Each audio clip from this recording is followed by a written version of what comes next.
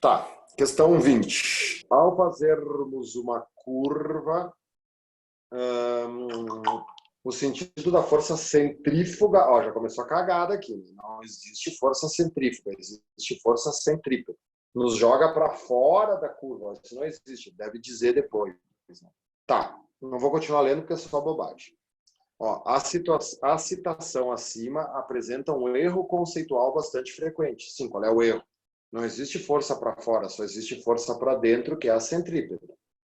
Isso aqui é aquele caso que a gente viu do carro fazendo curva, se lembra? Quando um carro está fazendo curva, a força centrípeta é a força de atrito.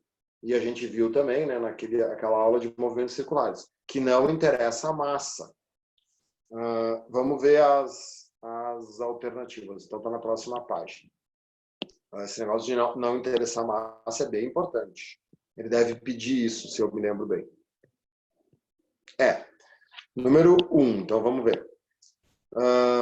Um veículo de massa M percorre uma curva de raio R sem derrapar, com velocidade máxima de módulo V. Um segundo veículo com pneus idênticos. Quando ele falou pneus idênticos, o que ele está dizendo? Que o atrito é o mesmo μ. Com massa 4 vezes maior, deverá percorrer a mesma curva sem derrapar, então a mesma curva é o mesmo raio, com velocidade de módulo V sobre 2. Nada a ver, porque a velocidade não influencia na velocidade máxima da curva. O que a gente aprendeu lá naquela aula? Eu ensinei vocês a fazer o seguinte. A força centrípeta é o atrito. A força centrípeta é a massa do veículo vezes a velocidade ao quadrado sobre o raio da curva.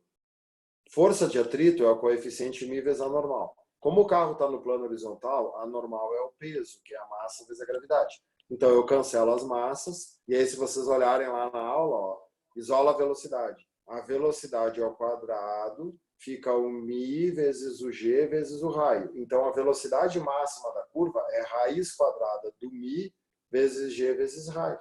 Então, a velocidade máxima depende do coeficiente de atrito, da gravidade do raio. Ela não depende da massa do veículo. Então, a 1 está errado. 2.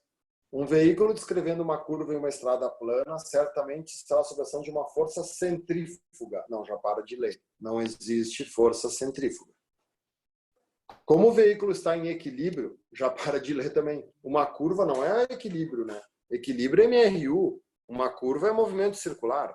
No movimento circular, ele precisa de força centrípeta. Aí olha a bobagem que ele está dizendo aqui, ó, que a força centrípeta para dentro e a força centrífuga para fora tem sentidos contrários, delas são para ação e reação, nada a ver.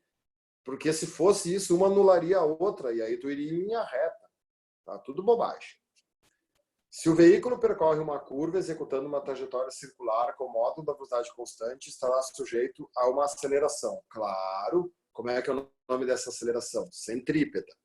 Pela segunda lei de Newton, essa aceleração é provocada pela resultante das forças que atuam sobre o veículo. Perfeito. Como a força normal e o peso se anulam, a força resultante é a centrípeta, que se origina do atrito entre os pneus e o chão. A número 8 é perfeita. A número 8 é a descrição perfeita de como que um carro faz uma curva. E a 16. A força é o resultado da interação entre dois ou mais corpos. Perfeito. Pela terceira lei de Newton, se dois corpos interagem, a força que A faz sobre B tem o mesmo modo, né? B sobre A. Então, o cara enunciou aqui ação e reação. Logo, não há força centrífuga sobre o veículo. Pois se o veículo corpo A é jogado para fora da curva, ele deveria ser atraído por outro corpo, que naturalmente não existe. Perfeita também.